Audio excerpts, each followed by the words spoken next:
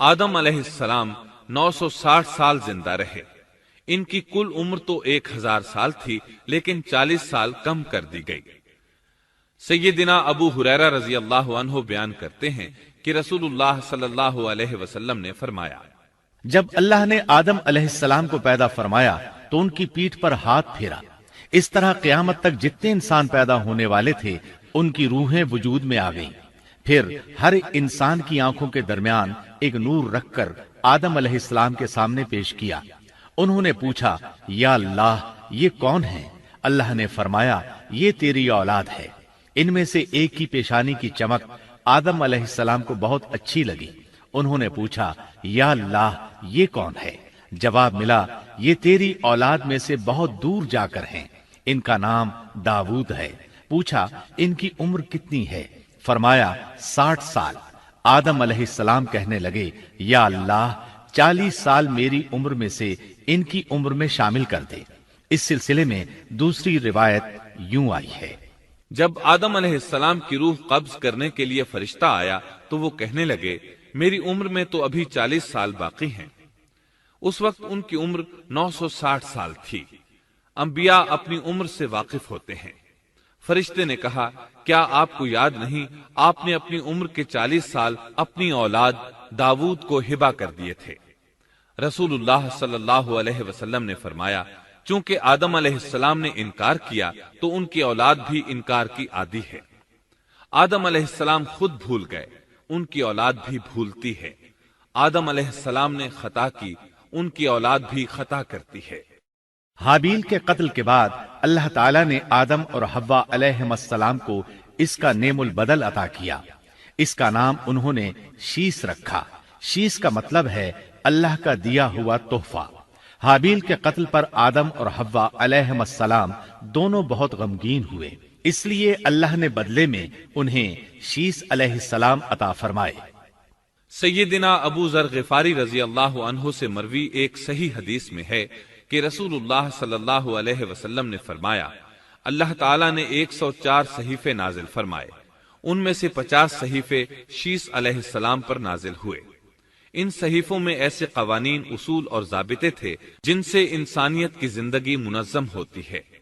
شیس علیہ السلام نے آدم علیہ السلام سے علم حاصل کیا، لیکن آدم علیہ السلام کا تمام علم وہ حاصل نہ کر سکے، اس لیے کہ آدم علیہ السلام نے بالمشافہہ اللہ تعالیٰ سے علم حاصل کیا تھا، اور بہت سی اشیاء کا علم اللہ تعالیٰ نے انہیں سکھا دیا تھا، اس لیے وہ تمام علماء سے بڑھ کر عالم تھے۔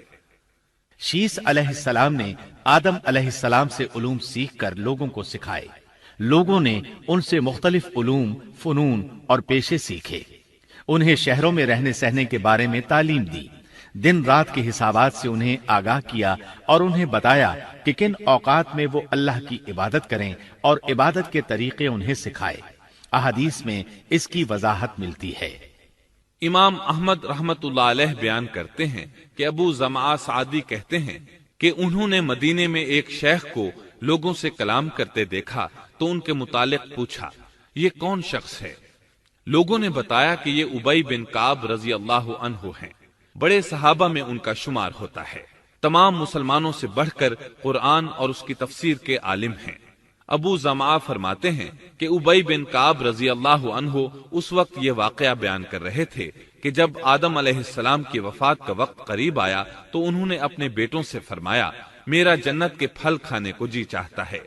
جنت کے پھل دنیاوی پھلوں جیسے ہی ہوتے ہیں، سیب، انار، انگور، یہ سب جنت میں موجود تھے۔ جنت کے اور دنیا کے پھلوں میں فرق یہ ہے کہ دنیاوی پھل بدبودار ہو جاتے ہیں، جبکہ جنتی پھل کبھی بدبودار نہیں ہوتے۔ اسی طرح دنیاوی پھلوں کا ذائقہ عارضی ہوتا ہے، جبکہ جنتی پھلوں کا ذائقہ ہمیشہ برقرار رہتا ہے۔ اس لیے آدم علیہ السلام نے چاہا کہ وہ جنت کے پھل کھائیں، چنانچہ ان کے بیٹے تلاش میں نکل گئے۔ انہوں نے اپنے ساتھ کلہاڑے، کدالیں اور ٹوکریاں لے لی۔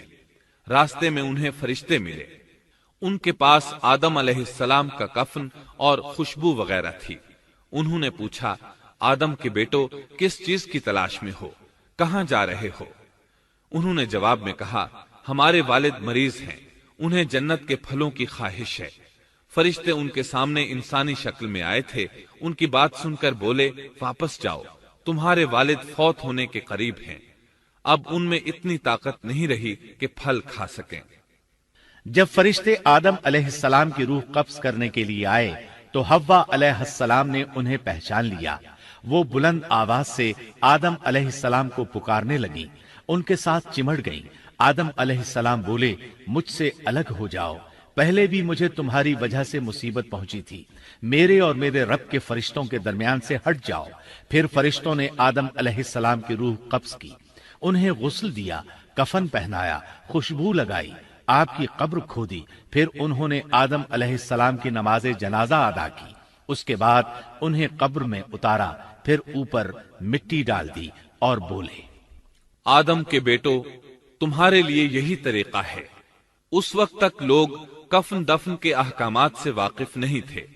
انہیں علم نہ تھا کہ قابیل نے اپنے بھائی کو کیسے دفن کیا تھا، اس لیے فرشتوں کو بھیجا گیا تاکہ تدفین کا طریقہ بتا دیں. تو اس طرح انسان کو دفن کرنے کا طریقہ معلوم ہوا جو فرشتے لے کر آئے تھے. آدم علیہ السلام نے اپنی 960 سال کی مکمل زندگی میں سوائے اس درخت کا پھل کھانے کے اور کوئی خطا نہیں کی. آپ کی وفات کے 1 سال بعد حوا علیہ السلام بھی وفات پا گئیں. یہ تھا ہمارے باپ سیدنا آدم علیہ السلام کا اسوہ اور سیرت طیبہ کا حال.